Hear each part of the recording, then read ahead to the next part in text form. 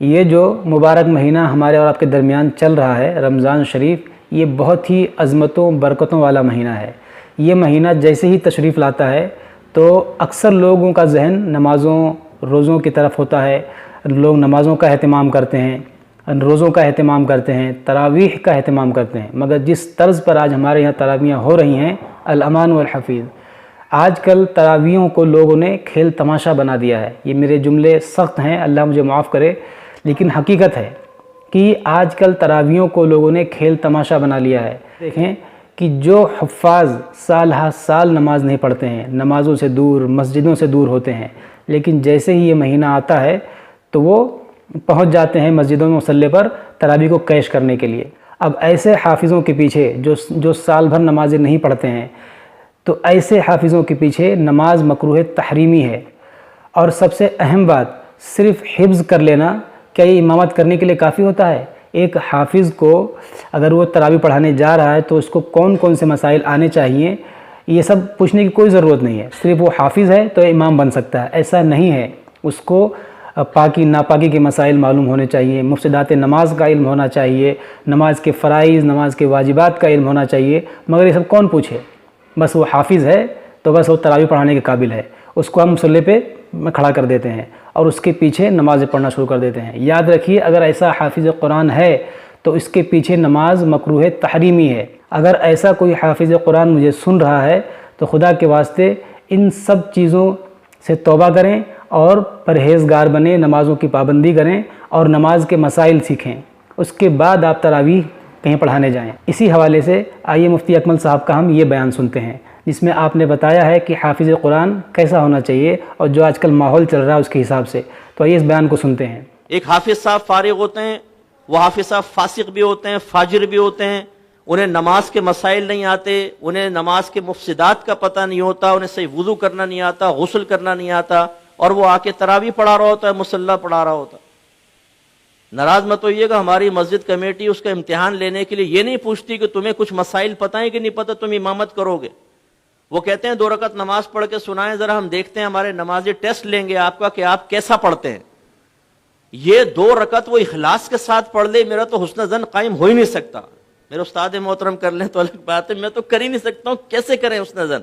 وہ تو فل ریاکاری کے ساتھ پڑھے گا تاکہ لوگ متاثر ہوں اور میری جگہ بن جائے یہاں پر، اور پھر ہم اس کی خوش الہانی سے متاثر ہو کر مصلی اس کے حوالے کر دیتے ہیں۔ کیا پڑھا ہے جی قاری صاحب نے یار، 20 منٹ میں 20 رکعت تراویح ختم، واہ کیا بات ہے، یعلم تعلم یعلم تعلم یعلم تعلم، ختم صاحب۔ تو جہالت کا عالم یہ ہے کہ کوئی ہم صرف حفظ کروا کے سمجھتے ہیں کہ ہو گیا معاملہ، اور وہ خواب دیکھ رہے ہوتے ہیں۔ اگر کوئی حافظ بیٹھا بھی ناراض مت ہو، لیکن نبی کریم صلی اللہ علیہ وسلم نے حافظ کے لیے جو فضیلت بیان فرمائی اسے مقید کیا ہے عمل کے ساتھ۔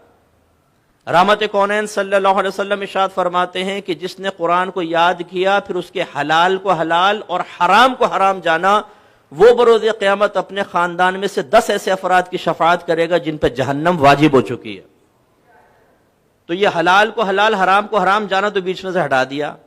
جس نے قرآن حفظ کیا 10 کی شفاعت کرے گا۔ حافظ صاحب چھوڑو کے گھوم رہے ہیں، یہاں تراویح پڑھائی، 27ویں میں شیو کر کے زمزم پہ پہنچے ہوئے بہنوں کی زیارت کے لیے، طارق روڈ پہ پہنچا ہوا ہے وہ یاترا کرنے کے لیے پوری رات۔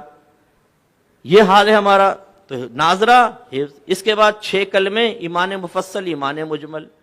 یہ 6 کلمے نبی کریم سے منقول نہیں ہے، تو بعد کی ایجادات ہیں۔ ایمان مفصل، ایمان مجمل بعد کی ایجاد ہے، یہ بھی نہ یاد کریں آپ 6 کلمے۔ یہ جو بے وقوف قسم کے بعض لوگ ہوتے ہیں جو ان 6 کلموں کو کسی انسان کے مذہبی ہونے کا معیار قرار دیتے ہیں۔ اچھا دوسرا کلمہ سناؤ ذرا، آپ نے سنا؟ ہاں ٹھیک ہے ٹھیک ہے ٹھیک۔ اچھا چھٹا کلمہ سناؤ، سنا دیا، واہ واہ ماشاء اللہ، بھائی اس کلمے سے کیا ہوگا؟ اچھا ترجمہ پوچھ لو ذرا، رٹا ہوا ترجمہ بھی سنا دے، تشریح پوچھ لو ذرا، کچھ پتہ نہیں۔ تو سمجھانا یہ مقصود ہے کہ ہم لوگوں نے اس وقت جہالت اتنی عام ہے، اور وجہ اس کی کیا ہے کہ ہم نے چند چیزوں کو دین کا نام دے دیا بس۔ ہمارے مدارس کے اندر جو حفظ قرآن کے اس میں بھی ایسے ہو رہا ہے کہ بچوں کو حفظ ناظرہ کروا دیا، اس کے بعد مسائل نہیں۔ نتیجہ نکلتا ہے کہ معاشرے میں جہالت کی وجہ سے بگاڑ پیدا ہوتا ہے۔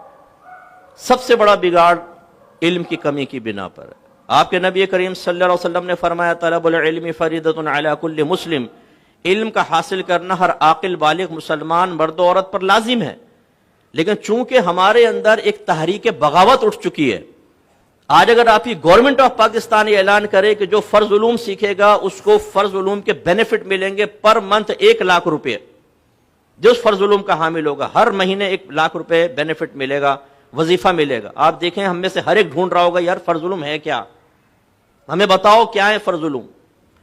لیکن جب اس کا اعلان نہیں، آپ کے نبی نے فرمایا علم حاصل کرنا فرض ہے، تو ہم اتنی بھی زحمت گوارا نہیں کرتے کہ گھر کا سرپرستی کم از کم بیٹا ہل نہیں کرتے، ایسا نہ اوپر چلے جاؤ تم سیدھے شوں تھوڑا سا جم کے بیٹھ جاؤ، ہل رہا ہو ڈسٹرب کر رہا ہو.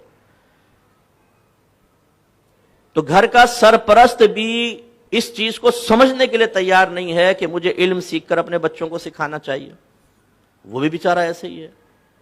تو نتیجہ یہ ہے کہ ہمارا آج معاشرے کے اندر جو بگاڑ نظر آتا ہے اس کی بہت بڑی وجہ جہالت.